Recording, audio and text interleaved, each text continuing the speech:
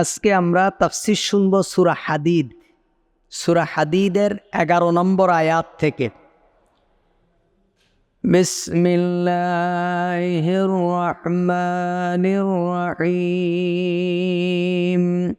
মান যাল্লাযী ইউকরিদুল্লাহা কারদান হাসানা ফায়ুযাইফাহু লাহু وله أجر كريم من ذا الذي يقرض الله قرضا حسنا। কে আছে এমন যে আল্লাহকে উত্তম ঋণ দেবে? ফায়ুযাইফাহু লাহু, তিনি অতঃপর তিনি তা বহুগুণে বাড়িয়ে দেবেন তার জন্য। ওয়ালাহু আজরুন করিম, এবং তার জন্য রয়েছে মহা সম্মানজনক পুরস্কার। এখানে আল্লাহ তাআলা বলছেন মান যাল্লাযী ইউকরিদুল্লাহ কারদান হাসানা। কে আছে যে আল্লাহকে উত্তম ঋণ দেবে? আল্লাহকে কে দেবে? এখানে হযরত ওমর রাদিয়াল্লাহু তাআলা আনহু বলছেন, এখানে ঋণ প্রদান করার অর্থ হলো আল্লাহর পথে ব্যয় করা। হযরত ওমর বলছেন মান যাল্লাযী ইউকরিদুল্লাহ কারদান হাসানা, এখানে কারদুন মানে ঋণ। আল্লাহকে ঋণ দেওয়ার অর্থ হলো উত্তম আল্লাহর রাস্তায় খরচ করা। আবার কেউ কেউ এর অর্থ প্রদান করেছেন আল্লাহকে উত্তম ঋণ প্রদান করার অর্থ হলো পরিবার বর্গের জন্য খরচ করা, অর্থাৎ নিজের ছেলে সন্তান, স্ত্রী, পুত্র, আত্মীয় স্বজন এদের জন্য খরচ করা। বস্তুত আল্লাহকে ঋণ দেওয়ার অর্থ হলো ভালো কাজে ব্যয় করা। যে অর্থ ভালো কাজে ব্যয় হবে সেটাই কি আল্লাহকে দেওয়া। এটা মসজিদে হোক, মাদ্রাসায় হোক, এতিমখানায় হোক, গরিব মিসকিনকে হোক, স্ত্রী সন্তানকে হোক, আত্মীয় স্বজনকে হোক, যে কোনো কল্যাণের কাজে যদি কোনো কিছু ব্যয় হয় সেটা কি হবে? আল্লাহ সুবহানাহু ওয়া তাআলাকেই দেওয়া হবে। অর্থাৎ আল্লাহর রাস্তায় দেওয়ার মানেই হলো করদে হাসানা। সেটা আল্লাহর যে কোনো রাস্তা। আপনি একজন গরিবকে দিলেও সেটা কাকে দেওয়া হবে? আল্লাহকে দেওয়া হবে। আপনি যদি একজন এতিম মিসকিনকে দেন, আল্লাহকে দেওয়া হবে। আপনি একজন মুসাফিরকে দেন, আল্লাহকে দেওয়া হবে। আপনি যদি মসজিদে দেন, আল্লাহকে দেওয়া হবে। আপনি যদি মাদ্রাসায় দেন, আল্লাহকে দেওয়া হবে। আপনি যদি এই একজন রাস্তা একটা গর্ত আছে, সেই গর্তটা যদি আপনি ঠিক করে দেন, এটা কাকে দেওয়া হবে? আল্লাহকে দেওয়া হবে। তার মানে হলো যে কোনো ভালো কাজে আপনি ব্যয় করার অর্থই হলো আল্লাহ সুবহানাহু ওয়া তাআলাকে ঋণ দেওয়া। এ কারণে একটা হাদিসে এসেছে, কিয়ামতের দিন দরিদ্র ব্যক্তিরা বলবে, আল্লাহ তাআলা বলবেন যে আমি অসুস্থ ছিলাম, তোমরা আমাকে চিকিৎসা করনি। আমি ক্ষুধার্ত ছিলাম, তোমরা আমাকে খেতে দাওনি। আমি বস্ত্রহীন ছিলাম, তোমরা আমাকে পরতে দাওনি। তখন মানুষ বলবে, রব্বুল আলামিন, আপনি তো রব, আপনি তো সব কিছুর পালনকর্তা, আপনি কিভাবে ক্ষুধার্ত থাকেন? আপনি কিভাবে বস্ত্রহীন থাকেন? আপনি কিভাবে অসুস্থ থাকেন? আল্লাহ তাআলা বলবেন, তোমার একজন প্রতিবেশী কিংবা অমুক ক্ষুধার্ত ছিল, তুমি যদি তাকে খেতে দিতে তাহলে সেটা আমাকেই দেওয়া হতো। সুবহানাল্লাহ। তুমি একজন অসহায় মানুষকে যদি সাহায্য করতে, সেটা আমাকেই করা হতো। একজন দরিদ্র, একজন অসুস্থ মানুষকে যদি তুমি সেবা করতে, সেটা আমাকেই করা হতো। একজন বস্ত্রহীন মানুষকে যদি তুমি কাপড় দিতে, সেটা আমি আল্লাহকেই দেওয়া হতো। তার অর্থ হলো মান যাল্লাযী ইউকরিদুল্লাহ কারদান হাসানা, যে ব্যক্তি কে আছে যে আল্লাহকে উত্তম ঋণ দেবে? আল্লাহকে উত্তম ঋণ দিলে কি হবে? ফায়ুযাইফাহু লাহু, আল্লাহ তা বহু গুণে বাড়িয়ে দেবেন। আপনি 10 টাকা খরচ করবেন, আল্লাহ সুবহানাহু ওয়া তাআলা এই 10 টাকার বিনিময়ে আপনাকে বহু বহু বহু গুণে তা বাড়িয়ে দেবেন। এবং কি আছে? ওয়ালাহু আজরুন করিম, এবং তার জন্য রয়েছে সম্মানজনক পুরস্কার। এই আয়াত যখন নাজিল হলো, আব্দুল্লাহ ইবনে মাসউদ রাদিয়াল্লাহু তাআলা আনহু থেকে বর্ণিত যে এই মান যাল্লাযী ইউকরিদুল্লাহ কারদান হাসানা, এই আয়াত যখন নাজিল হলো, তখন আবু দারদা আনসারী রাদিয়াল্লাহু তাআলা আনহু ইনি রসুল করিম সাল্লাল্লাহু আলাইহি ওয়াসাল্লামের কাছে এসে বললেন, ইয়া রাসূলুল্লাহ, আল্লাহ কি আমাদের কাছে উত্তম ঋণ চেয়েছে? তা বলছে হ্যাঁ। আল্লাহ রসুল বলছে হ্যাঁ, আল্লাহ আমাদের কাছে ঋণ চেয়েছে। আবু দারদা রাদিয়াল্লাহু তাআলা আনহু বললেন, ইয়া রাসূলুল্লাহ সাল্লাল্লাহু আলাইহি ওয়াসাল্লাম, আপনার হাতখানা বাড়িয়ে দেন। আল্লাহ রসুল সাল্লাল্লাহু আলাইহি ওয়াসাল্লাম হাতখানা বাড়িয়ে দিলেন। দেওয়ার পরে বললেন, ইয়া রাসূলুল্লাহ সাল্লাল্লাহু আলাইহি ওয়াসাল্লাম, আমার অমুক বাগানখানা আমি আল্লাহকে দিয়ে দিয়েছি। সুবহান। সেই বাগানে তৎকালীন সময়ে 600 খুরমা খেজুর গাছ ছিল। খেজুর গাছ ছিল 600। এখনও আপনারা জানেন কি জানি না, একটা খেজুর গাছ সৌদি আরবে এখনও বর্তমান সময় একটা খেজুর গাছের পিছনে যে মেহনত করে এবং যেই পরিমাণ খরচ করে আপনারা ভাবতেই পারবেন না। আপনারা মনে করেন 1 কেজি খেজুর 2000-3000 টাকা বিক্রি হয়। এই একটা খেজুর গাছের পিছনে ওরা হাজার হাজার লক্ষ রিয়াল খরচ করে ফেলে। এই খেজুর গাছ খুব শৌখিন, একে চমৎকারভাবে পরিচর্যা করা লাগে। তো সেই সময় 600 খেজুর গাছ বিশিষ্ট একটা বাগান, যেই বাগানের ভিতরে আবু দারদা রাদিয়াল্লাহু তাআলা আনহু ঘর করে থাকতেন। বাগান দিয়ে দিলেন।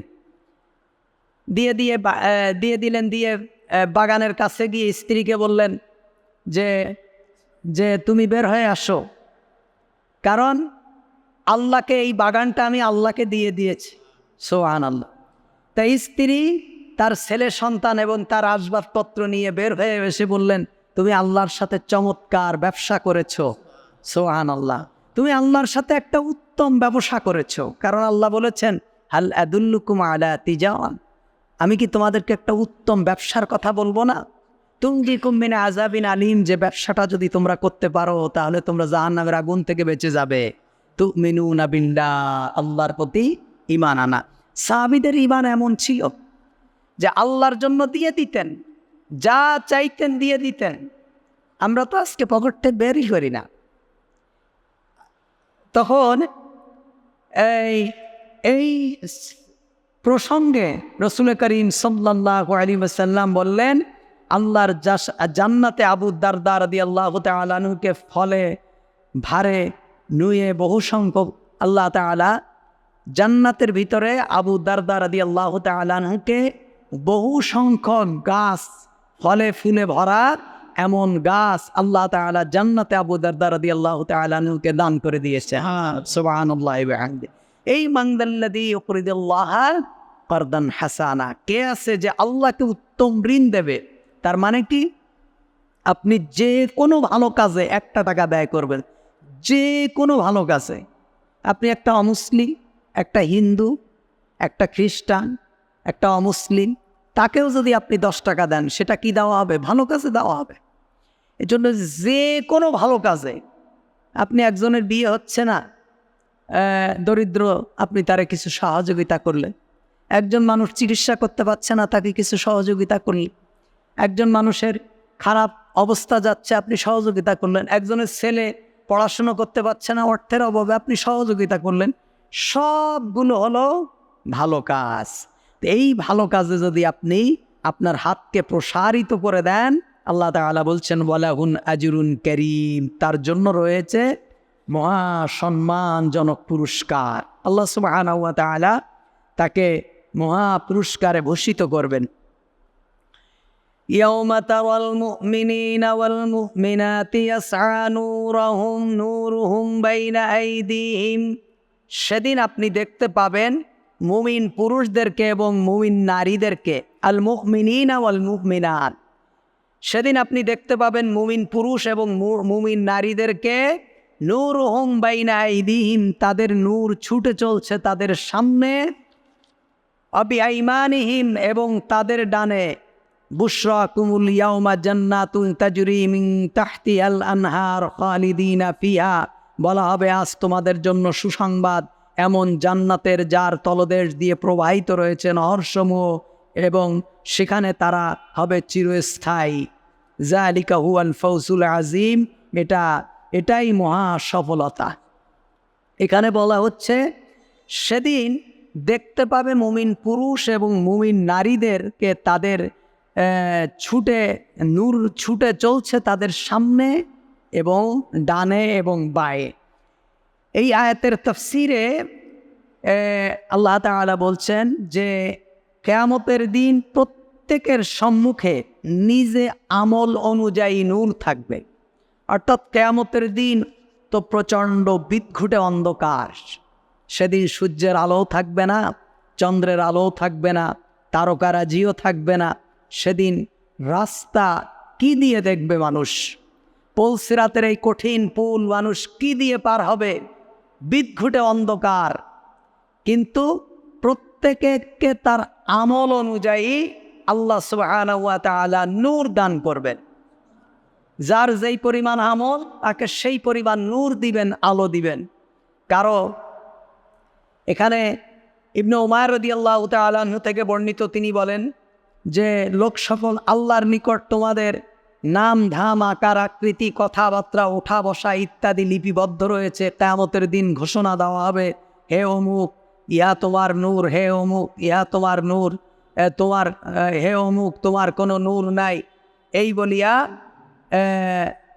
ঘোষণা দেওয়া হবে। অর্থাৎ প্রত্যেকটা মানুষের নাম, তার পেশা, তার কর্ম, তার পিতার নাম সব আল্লাহর কাছে লিপিবদ্ধ আছে।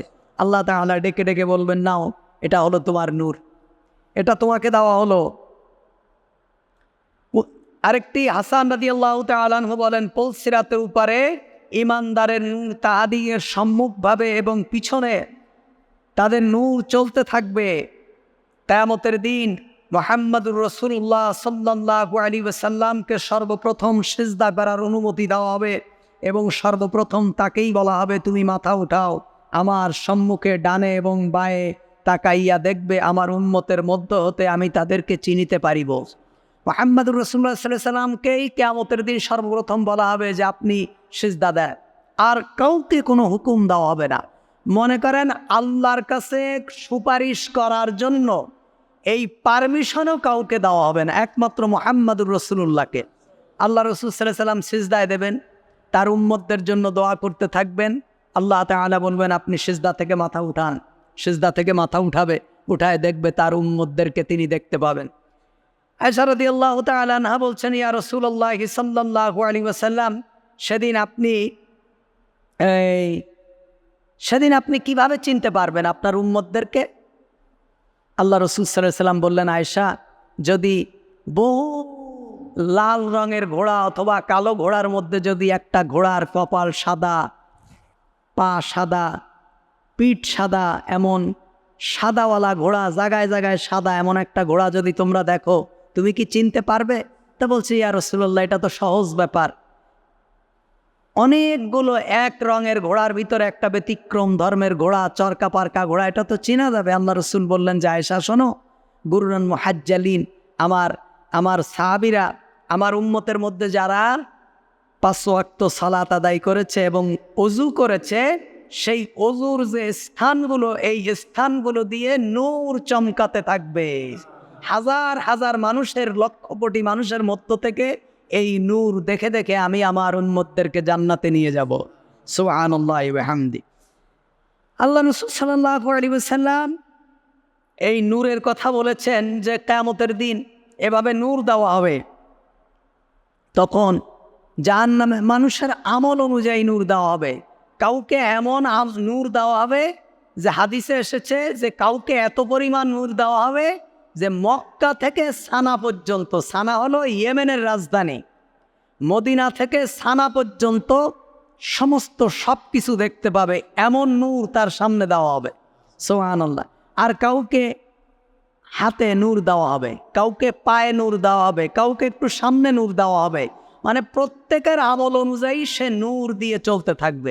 যাকে বিশাল আকারে নূর দেওয়া হবে সে পুলসিরাত পার হয়ে যাবে কয়েক মুহূর্তের ভিতরে, আর যার অল্প নূর দেওয়া হবে সে সেই অল্প আলো দিয়ে দেখতে দেখতে দেখতে দেখতে পুলসিরাত পার হবে।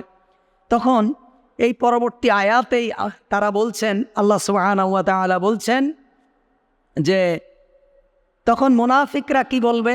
মুনাফিকরা বলবে যে আমরা তো দুনিয়ায় তোমাদের সাথে ছিলাম, আমরা তো একসাথেই বসবাস করতাম, একসাথেই বাজারঘাটে ছিলাম, চলাফেরা করতাম, ব্যবসা বাণিজ্য করতাম, তা আমাদেরকে একটু নূর দাও।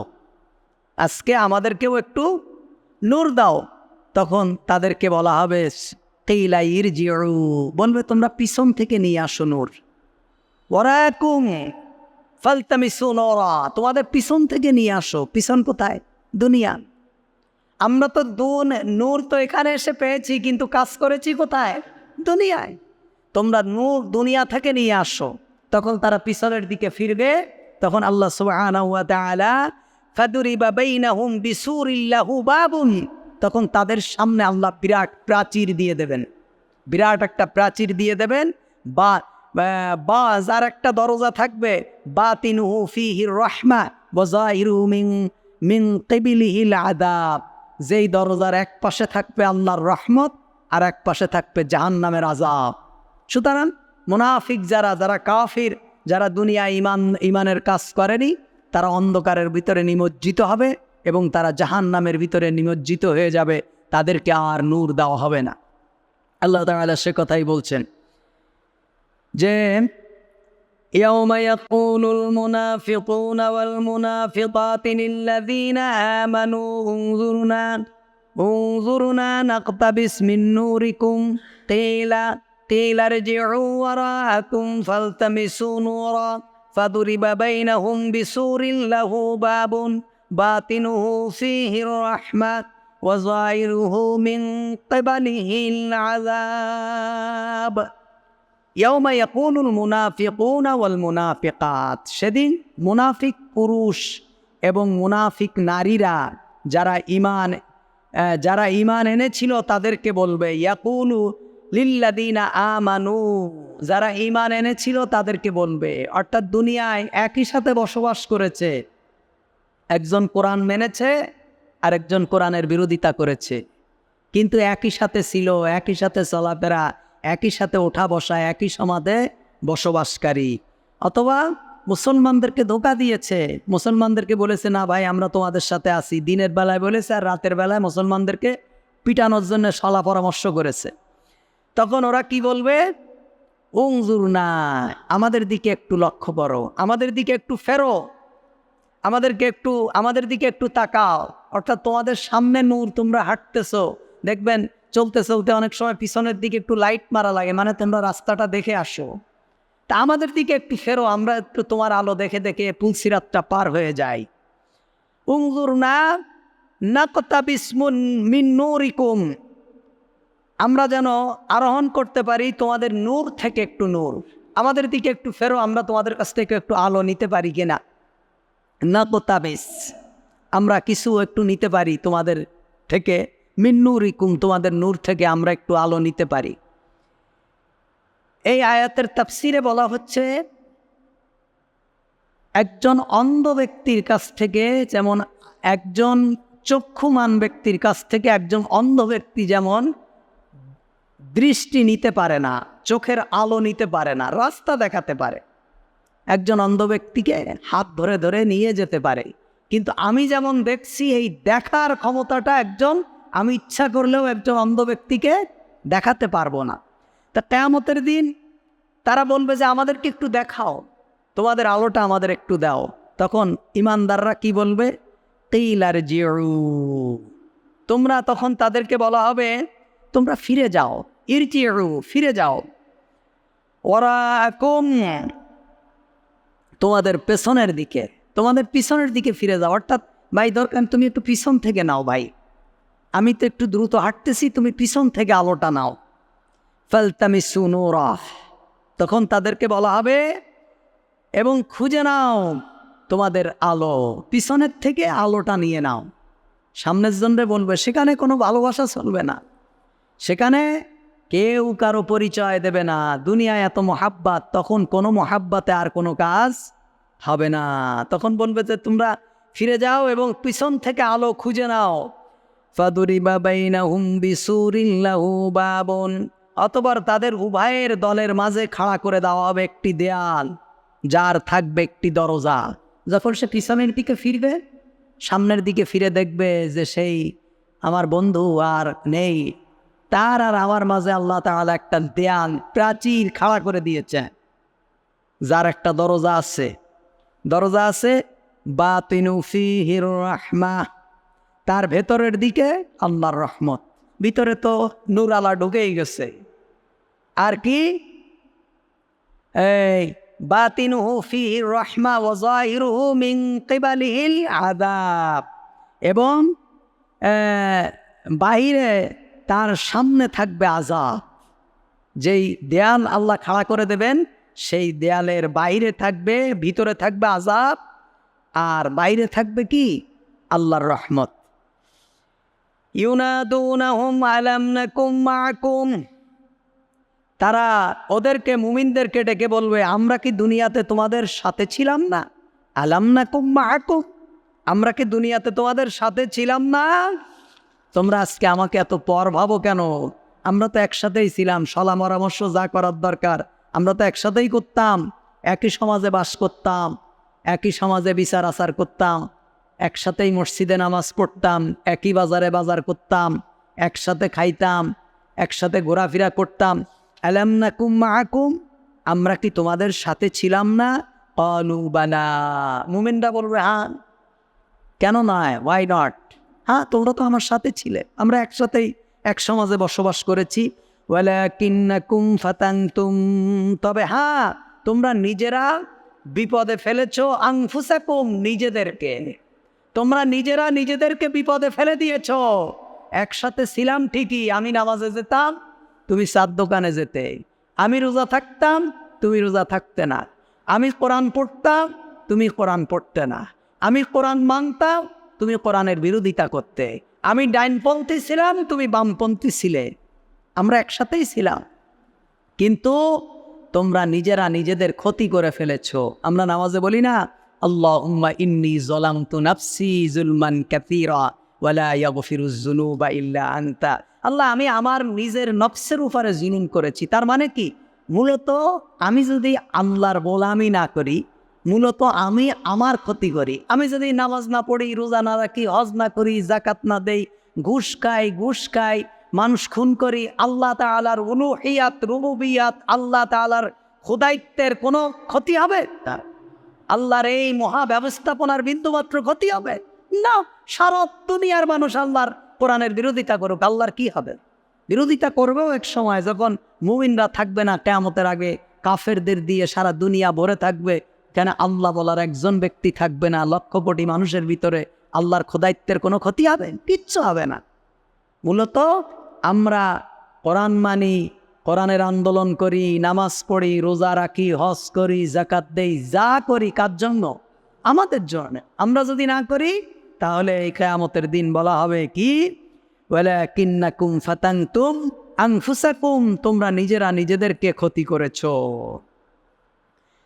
অর্থাৎ মুমিন এবং মুনাফিকদের মধ্যে আল্লাহ তাআলা বিরাট প্রাচীর আড়াল করে দেবেন। একটি মাত্র দরজা থাকবে, যে দরজা দিয়ে মুমিনরা জান্নাতে প্রবেশ করবে, সে দরজার ভেতরে থাকবে জান্নাত, আর বাহিরে থাকবে জাহান্নাম। অর্থাৎ তাদেরকে যদি নূর দেওয়া না হয়, তারা অন্ধকারে পথ চলতে না পেরে জাহান্নামের ভিতরে পড়ে যাবে, আর মুমিনরা নূর দিয়ে পথ চলতে চলতে আল্লাহর জান্নাতে চলে যাবে। সুবহানাল্লাহ। মুমিনরা বলবে দুনিয়াতে, আমরা, মুনাফিকরা বলবে দুনিয়াতে আমরা তোমাদের সাথে ছিলাম, একই মুসলিম সমাজে মুসলিম পরিচয় দিয়ে বসবাস করেছি, তোমাদের সাথে নামাজ পড়েছি, রোজা রেখেছি, হজ করেছি, জাকাত দিয়েছি, তোমাদের সাথে বিবাহ শাদী আত্মীয়তার সম্পর্ক ছিল, তবে কেন আজ আমাদেরকে ফেলে তোমরা চলে যাচ্ছ? আমাদেরকে একটু রাস্তা দেখাও না কেন? আলাম নাকুম মাআকুম, আমরা কি তোমাদের দুনিয়াতে সাথী ছিলাম না? মুমিনদের পক্ষ থেকে জবাবে বলা হবে, তোমরা আমাদের সাথে একই সমাজে বসবাস করলেও তোমরা ঈমান এবং কুফুরের মাঝামাঝি অবস্থান করেছ। যে যদি কখনো ইসলামের বিজয় হয় তাহলে আমরা বলবো আমরা মুসলমান, আমরা সুযোগ সুবিধা নেব, আর যদি ইসলামের বিজয় না হয় তাহলে আমরা কাফেরদের সাথে মিলিত হয়ে বলবো আমরা তো তোমাদের সাথেই ছিলাম, মুমিনদেরকে তো ধোঁকা দিয়েছি। তোমরা দোদুল্যমান অবস্থায় ছিলে, ইসলামকে হাফ মেনেছ আর হাফ মাননি, মানে দুই দিকে দুই জনের মনই সন্তুষ্ট করেছ। তুমি খুব ভালো মানুষ ছিলে, তোমার ইমাম সাহেবও ভালোবাসে, মন্দিরের পুরোহিতও ভালোবাসে, তোমারে ডাইনপন্থীরা হুজুর হুজুর করে, বামপন্থীরা হুজুর হুজুর করে। তার মানে কি, তুমি এক নম্বর শয়তান ছিলে, এটা আল্লাহ তাআলা খুব ভালো করেই জানেন।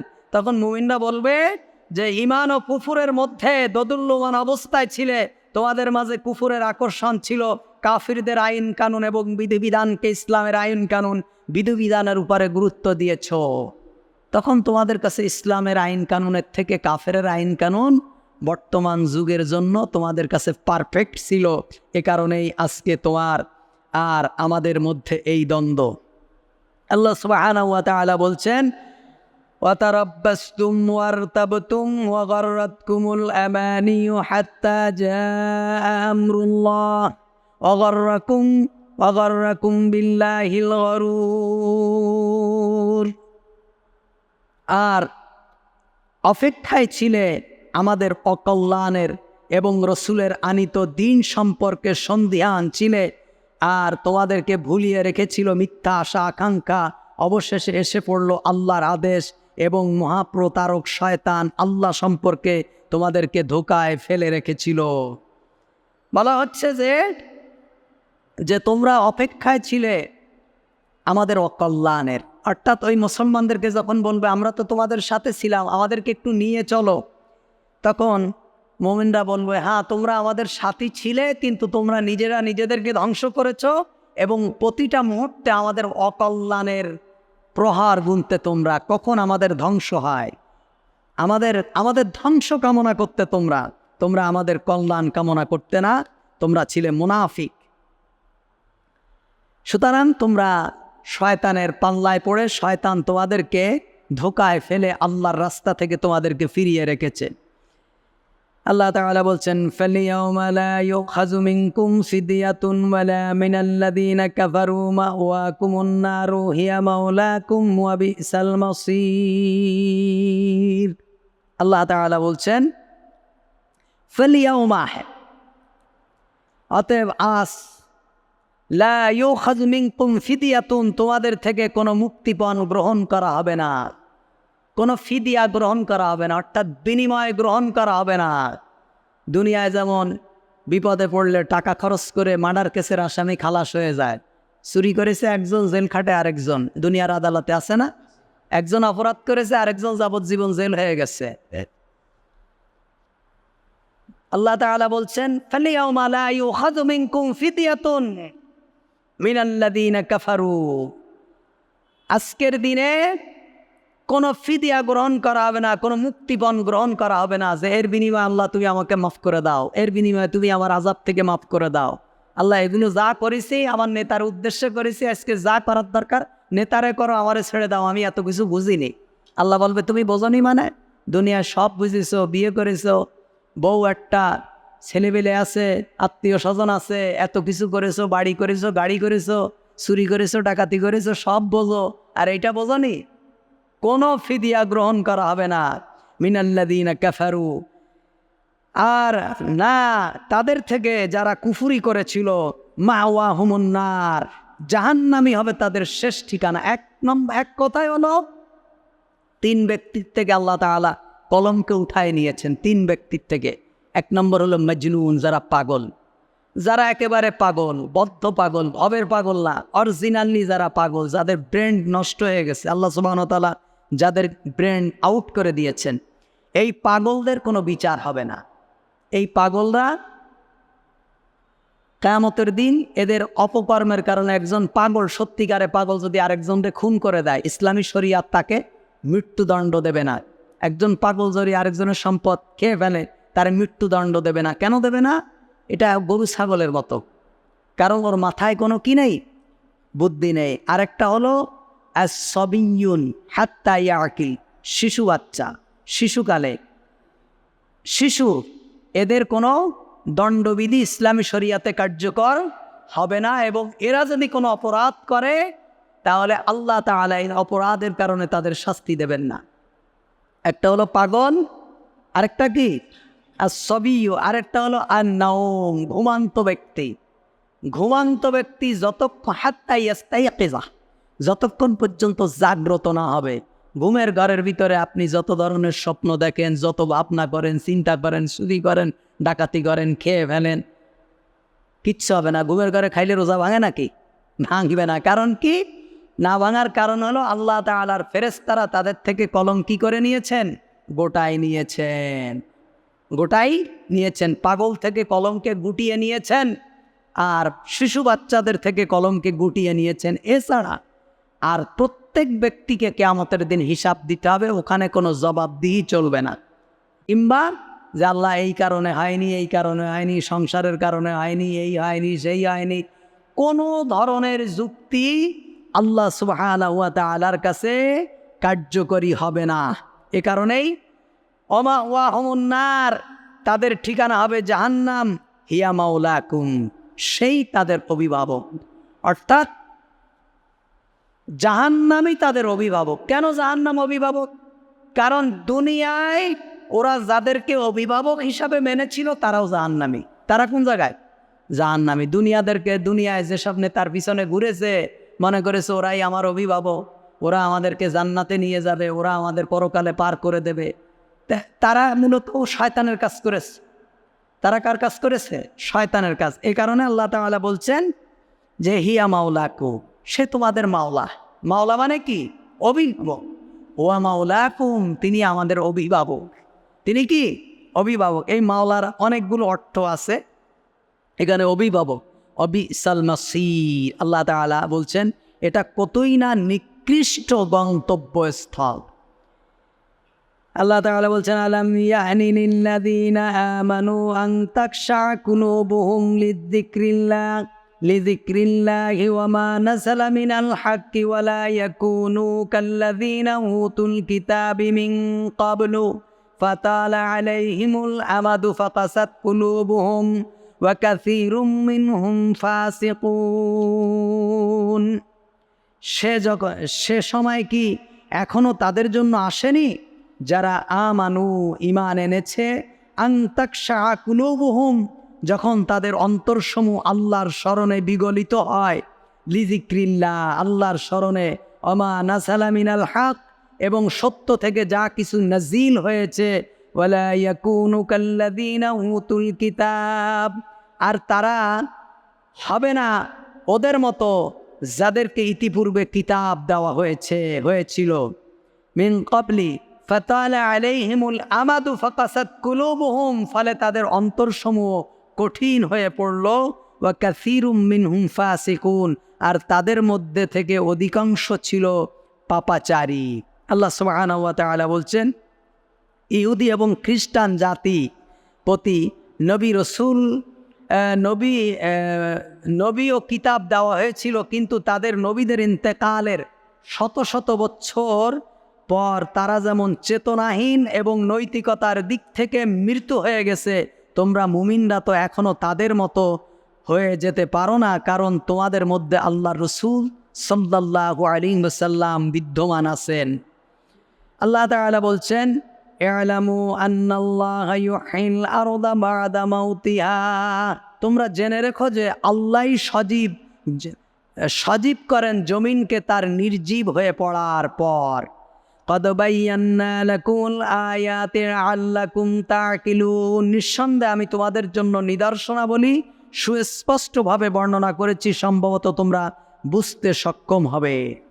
আল্লাহ সুবহানাহু ওয়া তাআলা বলছেন জমিন যখন শুষ্ক হয়ে যায়, শুকিয়ে যায়, যেখানে বীজ বপন করলে চারা বের হবে না, সেই জমিনকে আল্লাহ তাআলা, এই মৃত্যু জমিনকে আল্লাহ তাআলা জীবিত করেন আকাশ থেকে পানি বর্ষণের মাধ্যমে। সুবহানাল্লাহ।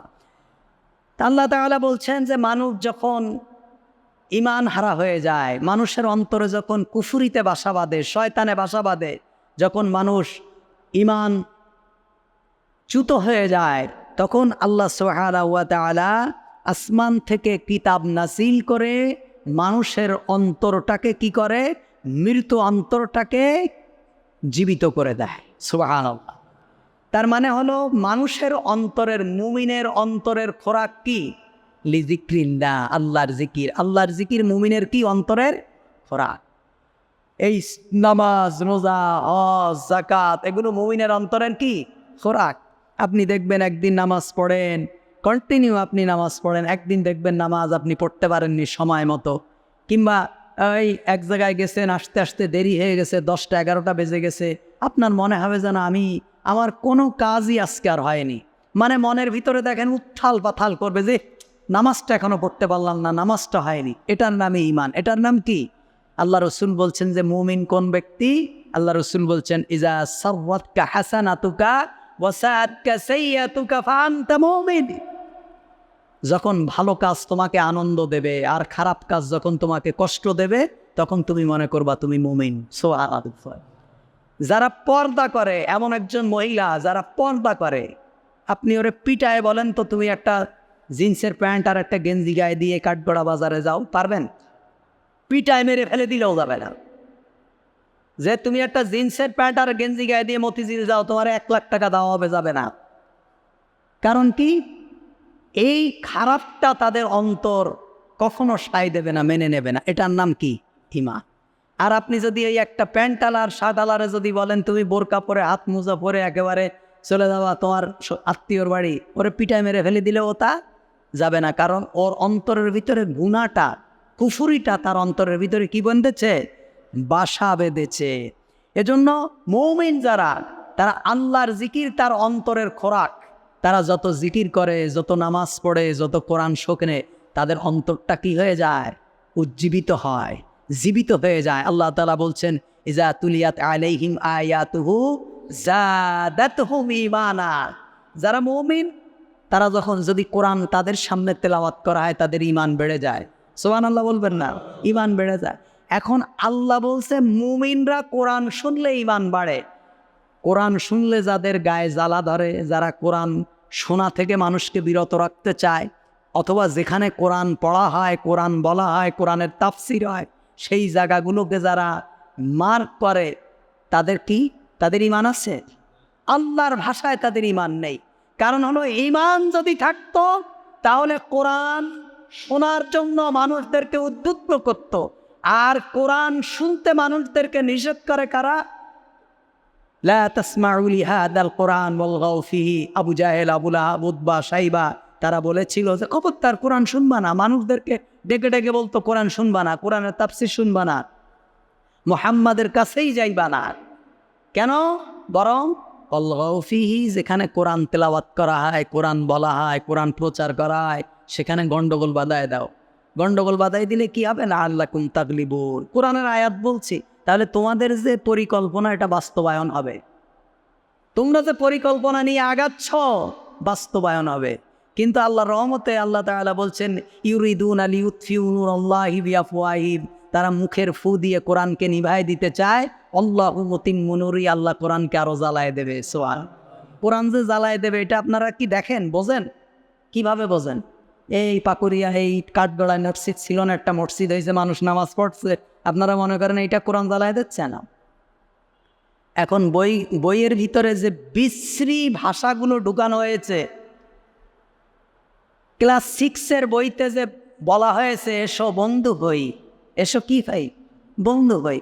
বন্ধু হওয়ার জন্য কি বইতে বলা লাগে? এমনিই তো বন্ধু হচ্ছে। ক্লাস 3 পরে ছেলেমেয়েদের মেয়ে হয়ে যাচ্ছে, ছেলে হয়ে যাচ্ছে, আর কি বন্ধু হয়? অশ্রাব্য ভাষা। এখন মানুষ বিরক্ত হয়ে গেছে, সন্তানদেরকে আর স্কুলে পড়াবো না। মোড়ে মোড়ে মাদ্রাসা। মাদ্রাসা কোনোটার ভেকা খালি নেই। মাদ্রাসা করলেই চলে। প্রাইমারিতে বিস্কুট দেয়, টাকা দেয়, ছাতু দেয়, গম দেয়, মাসের মধ্যে 6 মাস ছুটি, আবার পিকনিকে নেয়। প্রাইমারি স্কুলে ছাত্র নেই। মক্তব মাদ্রাসাগুলো একদম ভরে গেছে। আপনারা মনে করেন মাদ্রাসা মনে হয় নর্মাল। এক একটা মাদ্রাসায় 1 লাখ 2 লক্ষ টাকা ভর্তির ফি। এখন এমনও মাদ্রাসা আছে 1 লাখ 1.5 লাখ টাকা ভর্তির ফি, মাসে 15-20 হাজার টাকা বেতন একটা ছাত্রের, তাও মানুষ মাদ্রাসায় পড়ছে। কারণ কি? এর একটাই কারণ হলো ওরা যত চায় মানুষকে সেকুলার করতে, যত বাচ্চাদেরকে বিনোদন দিয়ে ধর্ম থেকে ফিরায় রাখতে চায়, তত আল্লাহ তাআলা অভিভাবকের মাথায় এই মগজে এইটা ঢুকায় দেয় যে ওদের পরিকল্পনা যদি তোমরা শোনো, আগামী দিন তোমাদেরকে বৃদ্ধাশ্রমে থাকতে হবে, এখনো তোমাদের সন্তানদেরকে মাদ্রাসায় ঢুকাও। সুবহানাল্লাহ। তা ওরা পরিকল্পনা করে, আল্লাহ কৌশল করে। আল্লাহ তাআলা বলছে আমাকারু মাকরাল্লাহ আল্লাহু খায়রুল মাকিরিন। তোমরা পরিকল্পনা করবা আর আমি কৌশল করব। সোয়াব। ওরা পরিকল্পনা করে ওই পারে বসে বসে, কিন্তু আল্লাহ তাআলা কি করেন? কৌশল করেন। সারা দুনিয়া ধর্মীয় শিক্ষার দিকে এখন ঝুঁকে গেছে, সারা দুনিয়া, এবং বলছে যে মানুষের মন মগজে যদি ধর্মকে ঢুকাই দিতে না পারো, তাহলে আজকের এই বিশৃঙ্খলা সমাজকে কখনোই সুন্দরভাবে আর ফিরায় আনা সম্ভব। দেন অভিভাবকদের কথা শোনেন না। ভিকারুন্নেসা, এক বঙ্গবন্ধু কলেজের ৭৫ জন পরীক্ষা দিয়েছে, তার মধ্যে ৭৩ জন ফেল, তাও সরকারি কলেজ। বলেননি, সরকারি কলেজ, যেখানে শিক্ষকরা বিসিএস ক্যাডার। কারণ কি? ওরা মনে করেছে আমরা তো প্রভুর কলেজে এখন চাকরি করি। সরকারি কলেজ মানে কি? প্রভুর কলেজ, এখানে পড়াইলেও বাস, না পড়াইলেও বাস। ৭৫ জনের মধ্যে ৭৩ জন ফেল। আর তামিরুল মিল্লাত মাদ্রাসায় ১৪০০ জন পরীক্ষা দিয়ে ৬০০ জন জিপিএ 5 পেয়েছে। যারা বাংলাদেশ, আপনি থামাবে পারবেন না। ঢাকা ইউনিভার্সিটিতে 1 মাদ্রাসার ছাত্র, 2 মাদ্রাসার ছাত্র, 3 মাদ্রাসার ছাত্র, প্রত্যেক সাবজেক্টে। কারণ কি? এর কারণ হলো তোমরা ষড়যন্ত্র করো, আল্লাহ কৌশল করে। আজকে মাদ্রাসার ছাত্র গোটা দুনিয়ার ইউনিভার্সিটিতে, অক্সফোর্ডে যান, লিঙ্কন বারে যান, ব্যারিস্টারি পড়ছে মাদ্রাসার ছাত্র, মদিনা ইউনিভার্সিটিতে মাদ্রাসার ছাত্র, কিং ফয়সালে মাদ্রাসার ছাত্র, মালয়েশিয়ায় মাদ্রাসার ছাত্র, লিবিয়ায় মাদ্রাসার ছাত্র, সারা দুনিয়ার ইউনিভার্সিটিগুলো মাদ্রাসার ছাত্রে ভরে গেছে। আপনি তো চাইলেও পারবেন না, কারণ আপনি যেই প্রশ্নয় পরীক্ষা দিয়ে ইউনিভার্সিটিতে ভর্তি হবেন, আমি একই প্রশ্নই দেব। আমি পাস করলে তো আপনার নীতিতেও আমারে বাদ দিতে পারবে না। এই জন্য আল্লাহ সুবহানাহু ওয়া তাআলা বলছেন যে তোমরা কৌশল করবা, তোমরা ষড়যন্ত্র করবা, আর আমি আল্লাহ তাআলা কৌশল অবলম্বন করব। মৃত জমিনকে যেমন আমি পানি দিয়ে উজ্জীবিত করি, মুমিনদের অন্তরটাকে কোরআন দিয়ে আমি আল্লাহ তাআলা জাগিয়ে দেই। সুবহানাল্লাহ। ইন্নাল মুসাদ্দিকিনা ওয়াল মুসাদ্দিকাতি ওয়া আকিদুল ইন্নাল মুসাদ্দিকিনা ওয়াল মুসাদ্দিকাত, নিশ্চয় দানশীল পুরুষ ও দানশীল নারীগণ, ওয়া আকরাদাল্লাহ করদান হাসানা ইউযাআফু লাহুম ওয়া লাহুম আজরুন কারীম, এবং যারা আল্লাহকে উত্তম ঋণ দান করে তাদের তা বহুগুণে বাড়িয়ে ফিরিয়ে দেওয়া হবে। আল্লাহর রাস্তায় যারা খরচ করবে, মুমিন নারী এবং পুরুষ, তাদেরকে তা বহুগুণে বাড়িয়ে আল্লাহ তাআলা কি দেবেন? ফিরিয়ে দেবেন। ওয়াল্লাযীনা আমানু বিল্লাহি ওয়া রাসূলিহি উলাইকা হুমুস সিদ্দীকুন, যারা ঈমান এনেছে আল্লাহর প্রতি এবং তার রাসূলের প্রতি, তারাই আল্লাহর প্রতিপালকের নিকট সিদ্দিক, ওয়াশ-শুহাদা ওয়া ইনদা রাব্বিহিম, এবং তাদের প্রতিপালকের নিকটে তিনি সিদ্দিক এবং শহীদ। লাহুম আজরুহুম নূরুহুম, এবং তাদের জন্য রয়েছে তাদের পুরস্কার এবং তাদের নূর। অর্থাৎ যারা আল্লাহ এবং তার রাসূলের প্রতি খাঁটি ঈমান এনেছে তারা সিদ্দিক এবং শহীদ।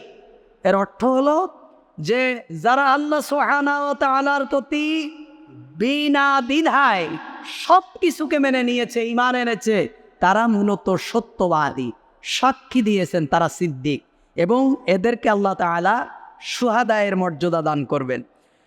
ওয়াল্লাযীনা কাফারু ওয়া কাযযাবু বিআয়াতিনা উলাইকা আসহাবুল জাহিম, আর যারা কুফরি করেছে ও আমার আয়াতসমূহকে অস্বীকার করেছে তারাই জাহান্নামের অধিবাসী। আল্লাহ তাআলাকে যারা বিশ্বাস করেনি এবং কোরআনকে যারা বিশ্বাস করেনি, মূলত কোরআনকে যারা বিশ্বাস করেনি তারা আল্লাহকে বিশ্বাস করেনি।